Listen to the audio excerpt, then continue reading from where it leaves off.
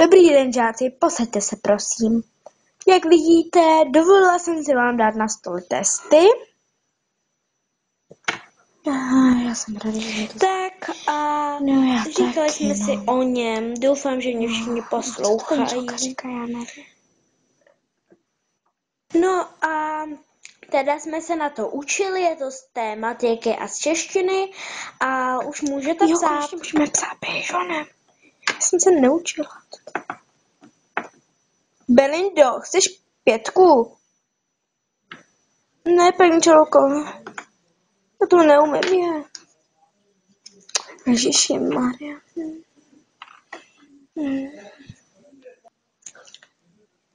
Tak, jo. No, tak třeba Belinda mi vybere ty testy. Jo, proč zase já?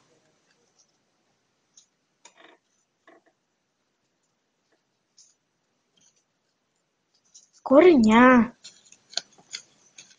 Prdele. No tak, to neumíš mluvit slušnějc? Ne, sorry, neumím. Prosím, konec to sežerte. Ach jo, všechno musím dělat já. Tak, představím vám novou žákyni. Jmenuje se Ama a je to žirafa. Aha. Ahoj, já jsem Ama a doufám, že budeme kamarádi. No určitě, no určitě, jasně. jo, klidně. No jasně, no. Klid. Amo? Nebo Ado, nebo... Já se jmenuji Ada, ne Ama. Aha, tak se tamhle posaď. Děkuji. Tak, a probereme si teda hlavonožce, nebo hlavonožce, tuším, že jsme probírali. Ano, probírali jsme je. Aha, tak si probereme první světovou válku. Ach jo, to ne. To je strašný.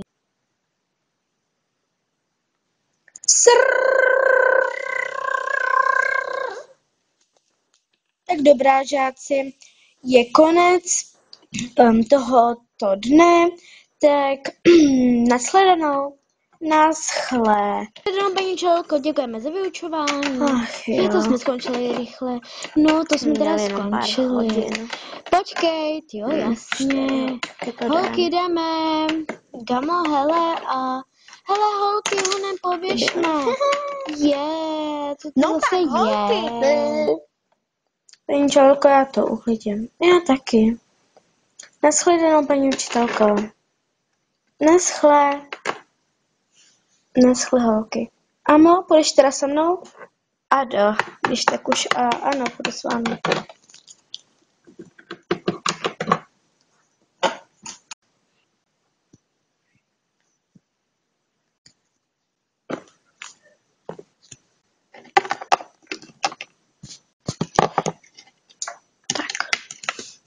Tak jdeme do pokoje? Jo, jasně.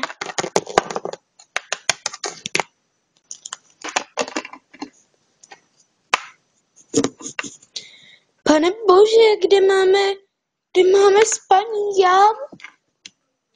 Ty jo? Co to je? Trochu ještě někdy kašlu. Ten sirup, co mi dala, mám v autě mi zabral. Aha, to je dost divný. Holky, mám pro vás špatnou zprávu. Pokračování příště.